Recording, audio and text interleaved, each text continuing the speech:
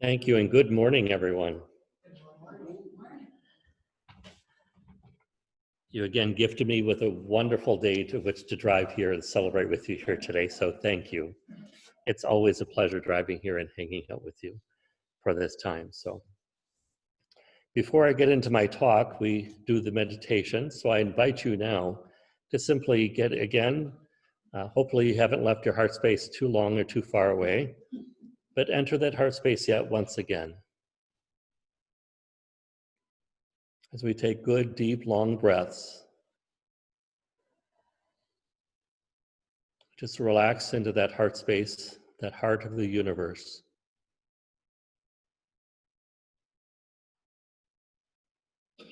And imagine, if you will, yourself sitting out on a very sunny day like today, out on the lake, feeling the flow of the water beneath you, supporting your body.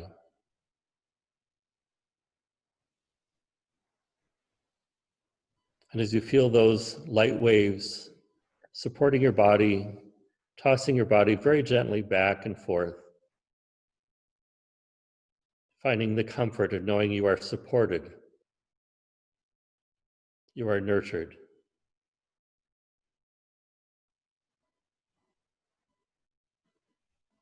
And feeling that ebb and flow of the water, there are no worries and no cares. For you know that you are being supported here, and you take in, you bask in the sunlight and in that life that the universal life provides.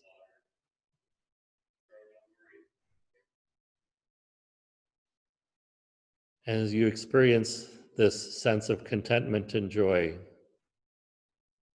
knowing that you are supported, knowing that you are loved, nurtured, let come to mind all those thoughts that are contrary to that experience. Any thoughts of tension or disease, any thoughts of anxiety or worry or fear. And as they go passing quickly through your mind, let them enter into the water one by one, as if jumping from your head into the water.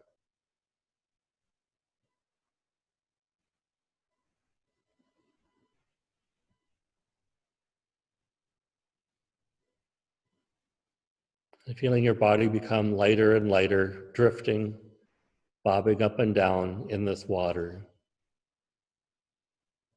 Begin to sense yourself one with this water and with this life.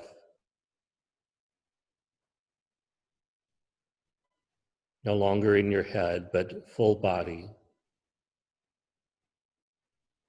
The full body awareness of that comfort that brings the idea that God is there, that life is there.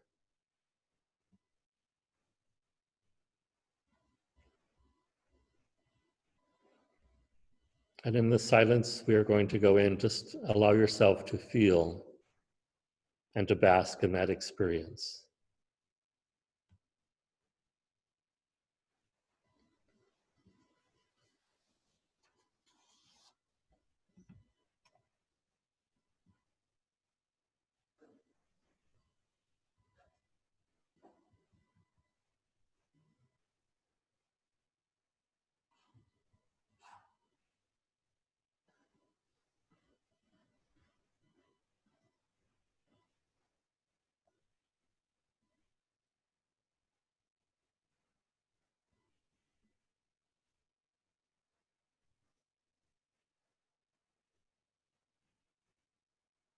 As we come back to this time and space, I invite you to take these words in. Let my words become your words. I am open and receptive to the healing power of the infinite intelligence within me. Divine right action is taking place within my mind and heart, cleansing me of any toxic remnants of the past. I have a serene sense of well-being, calm in the assurance that my life and affairs are in all divine right order.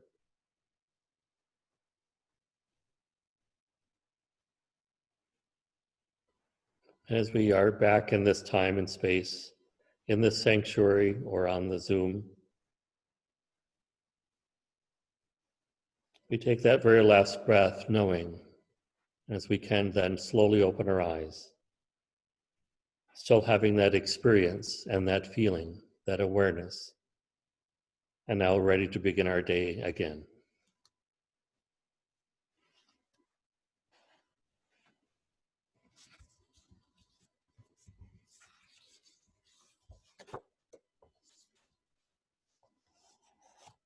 So welcome back. We are living in strange times, are we not? Every day we are on the borderline of a new experience. Our perceptions of the events that have been happening in our physical world as of late have created within us much fear, worry, sadness, as well as the potential for good things to come out of these experiences.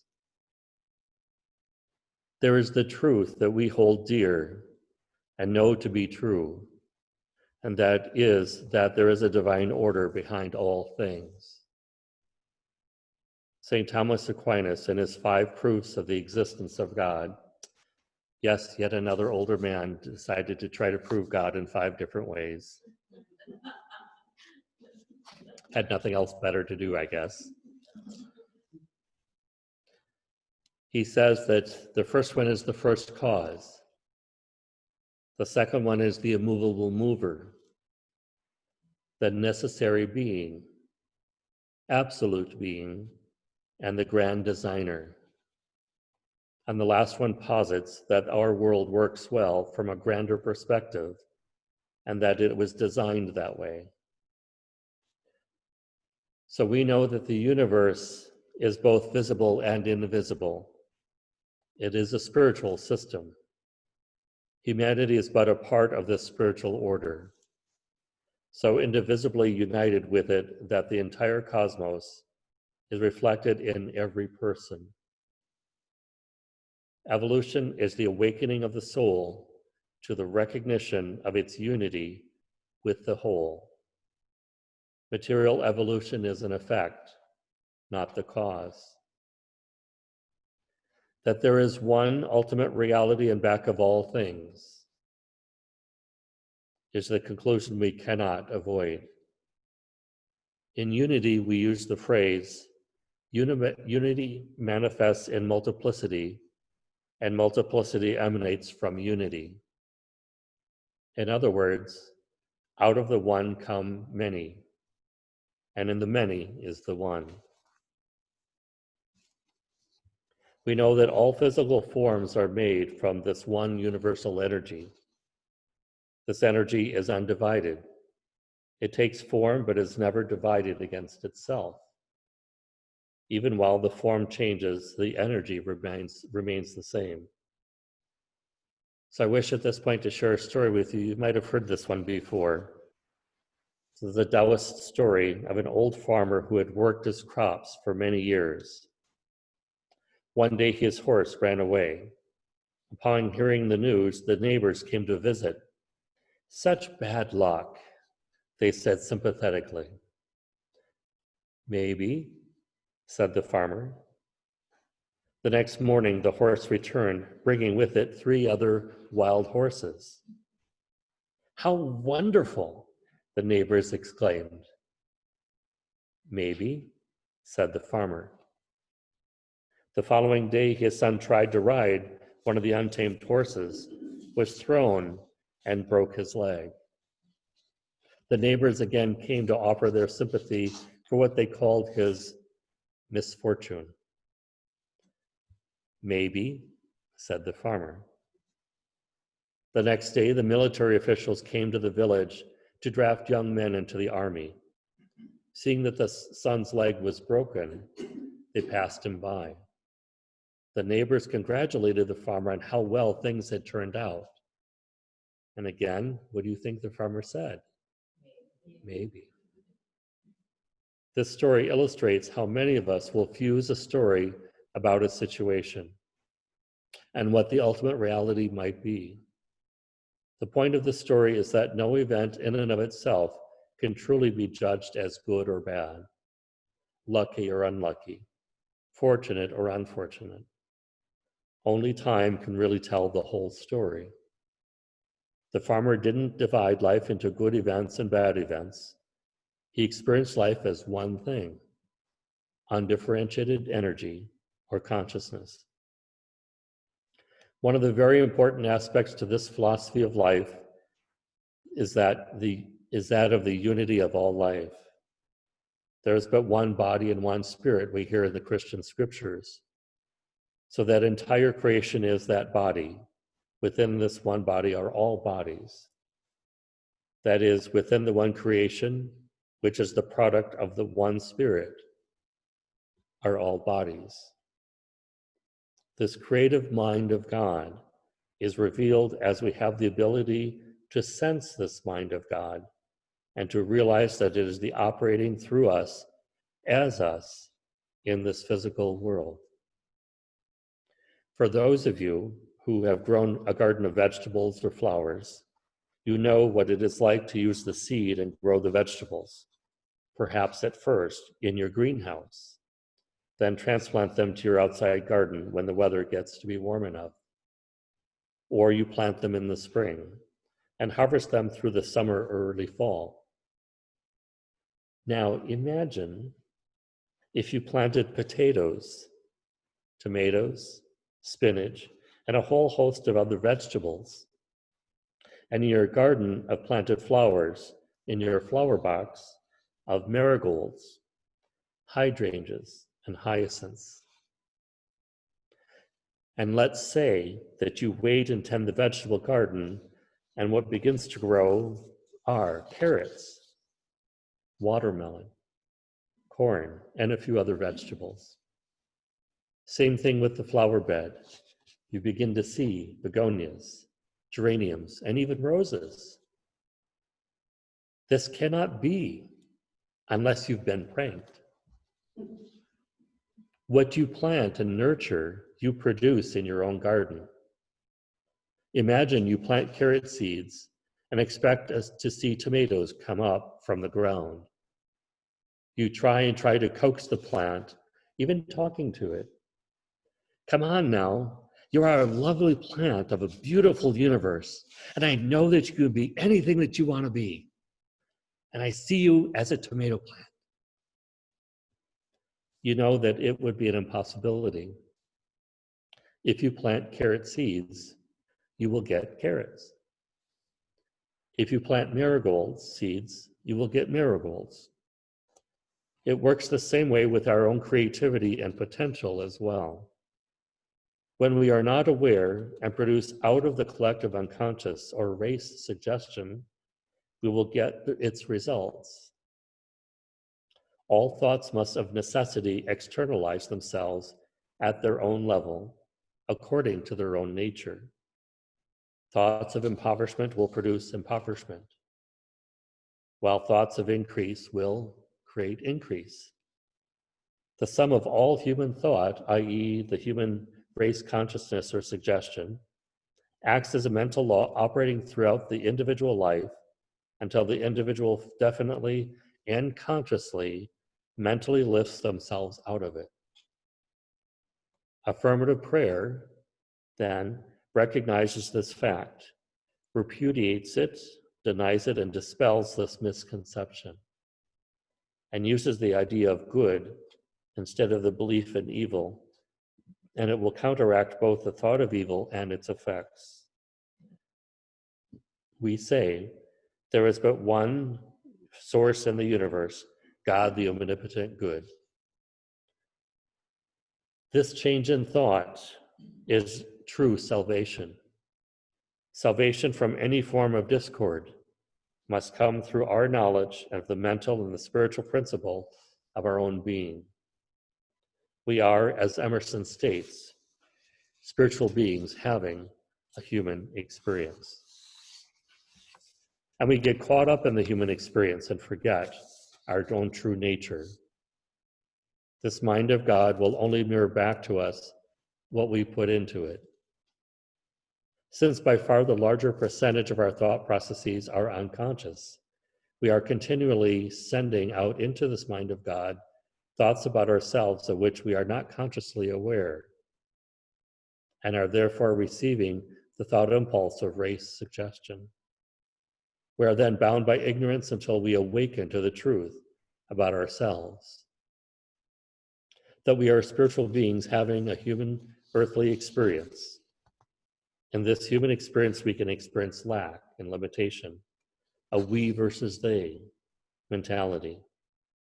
We can and have in the past changed this experience by consciously waking up and becoming aware of that conscious controlling of affairs is from within out and not from the without in. Without the struggle of the shift in consciousness, there is no progress.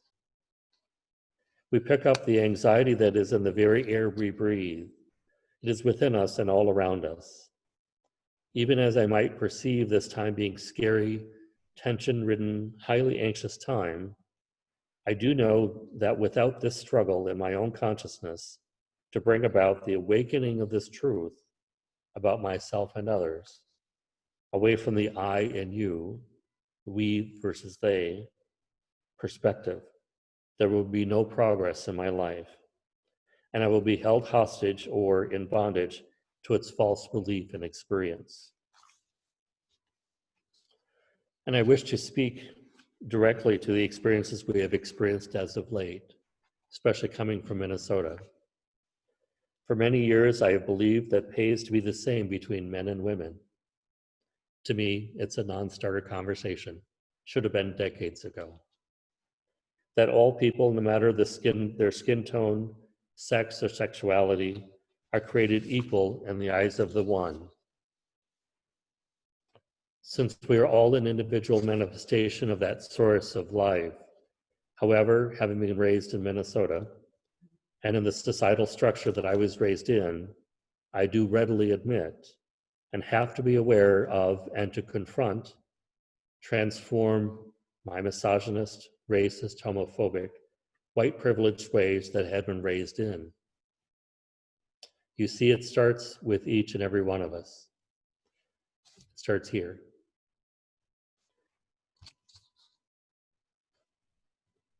It breaks my heart to see that side of myself, because I do not want that to be me. And yet, because it has broken my heart, it has opened my eyes. I am awake and aware of my own internal beliefs that I was raised in. To respond with the eyes, the hands, the heart of God within me, to transform the hurt and that limited belief that I may have caused, or in my societal structure, anyone that I did not think that was like me, is my beginning.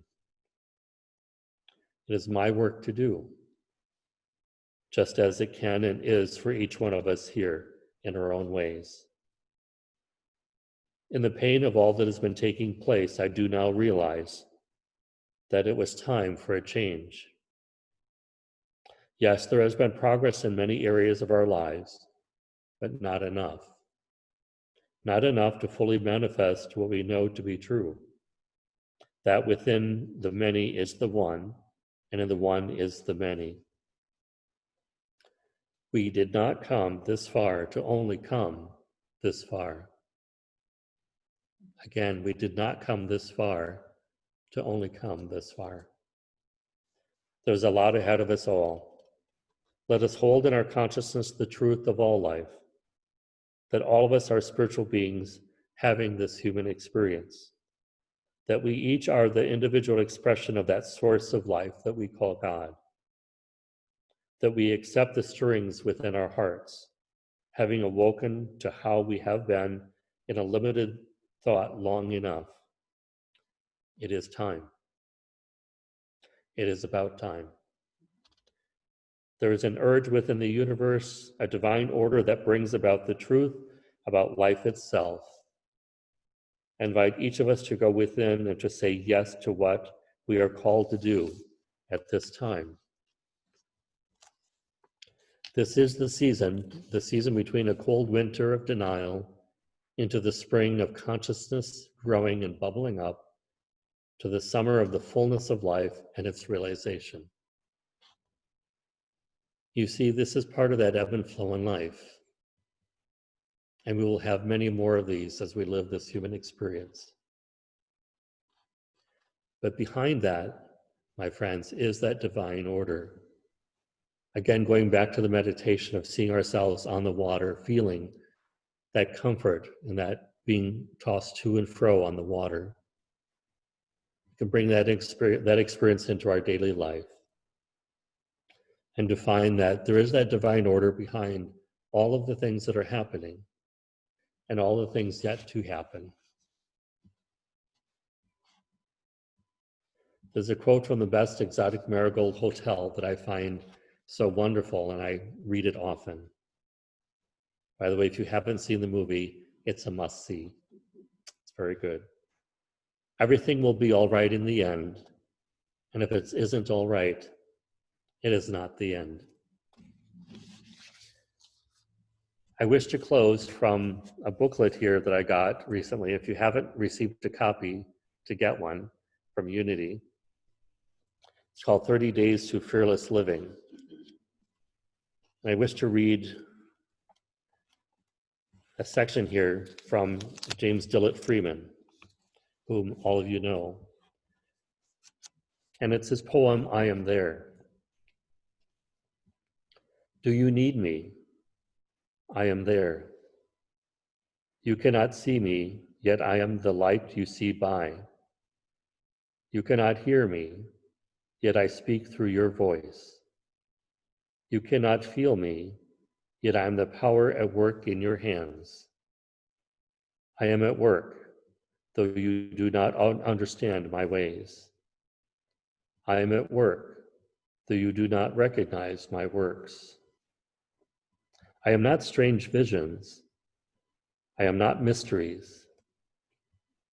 Only in absolute stillness, beyond self, can you know me as I am, and then but as a feeling and a faith.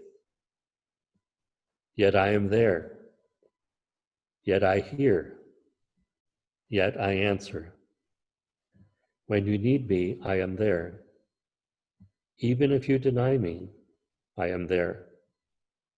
Even when you feel most alone, I am there. Even in your fears, I am there. Even in your pain, I am there. I am there when you pray and when you do not pray. I am in you and you are in me. Only in your mind can you feel separate from me, for only in your mind are the mists of yours and mine. Yet only with your mind can you know me and experience me. Empty your heart of empty fears. When you get yourself out of the way, I am there. You can, of course, yourself do nothing, but I can do all, and I am in all. Though you may not see the good, good is there, for I am there. I am there because I have to be, because I am. Only in me does the world have meaning. Only out of me does the world take form. Only because of me does the world go forward. I am the law on which the movement of the stars and the growth of living cells are founded. I am the love that is the law's fulfilling. I am the assurance. I am peace. I am oneness. I am the law that you can live by. I am the love that you can cling to. I am your assurance, and I am your peace. I am one with you. I am. Though you fail to find me, I do not fail you. Though your faith in me is unsure, my faith in you never wavers, because I know you, because I love you. Beloved, I am there. Let that be our meditation for today.